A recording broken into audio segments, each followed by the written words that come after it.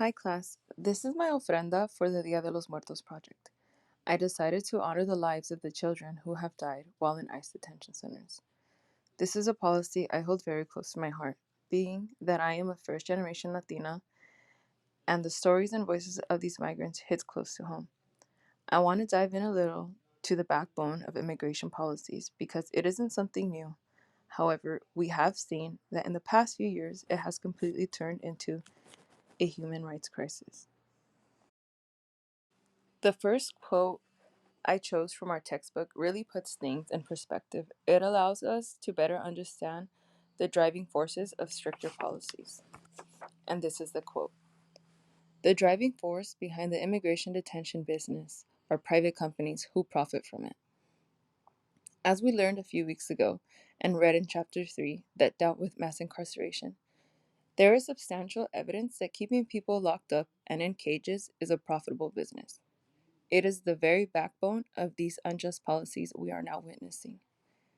These policies, by and large, affect those most vulnerable, ensuing the bottom line at the expense of basic civil rights. There was a poem we read that I want to highlight, and that was Home by Warjon Shire. There's a specific part I feel is extremely relevant to this cause. She writes, "You have to understand that no one puts their children in a boat unless the water is safer than the land." This completely encapsulates the basis of immigration, and whether we understand it or not, it is very real and has taken countless lives, including those of innocent children. The most disheartening part of it all is that in their struggle and fight for a better life, they are met with resistance and contempt. In page 79 of our textbook, we see that the discourse about immigration today too often is dominated by demands for higher fences, longer jail terms, and harsher penalties for the people called illegal. I would like to point out that no one is illegal, and the mistreatment of our fellow human beings, as such, is a violation of their human rights. We are so often bombarded by information, whether via social media, the news, or even our own families. The narrative around immigration has always remained the same, that somehow they are less than capable, less than worthy, less than human. To quote our textbook, they are seen as a disposable group of human beings deserving of civil and human rights violations. I would like to honor the lives of these children, their families, and their struggles by coming together on this day and building community. As we have learned, the resilience piece of these events is to build community, a community that understands the trauma and pushes a conversation on the injustices occurring, further strengthening and allowing us to change both the policies and the cultural narrative around the people who have been most impacted.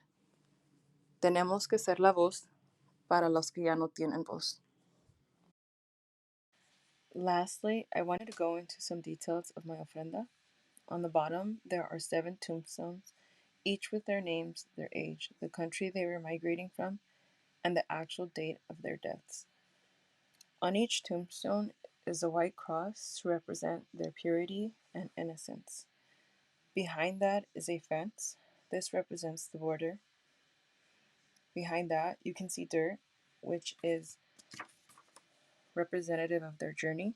On the dirt, you can see that there are 2 pairs of shoes, representing the miles they walked. The background I chose is also representative of intimacy and having lost someone you love, as it is the wall of the inside of a house. On the ofrenda, I place lots of marigolds to attract their spirits. I placed copal on the second level, as it is an incense offering. I placed a picture of each child to keep their memory alive, and so they know they are remembered and have not been forgotten. There is pan de muerto, as it is a Dia de los Muertos tradition. I also placed water bottles for their thirst, both from their long journey to this country and their journey here with us today. 2 of the children who passed were below the age of 2, so I placed a pacifier and a baby bottle to represent their infancy. I placed a calavera, a skull, which represents death. I placed 7 lighted white candles to represent each of their lives and the innocence that was lost. I placed a few items like a teddy bear, a soccer ball, Legos, and a pony to represent the interest and childhood of each child. Lastly, I placed the flags of the countries they were migrating from to represent their home, their family, their culture, and their history.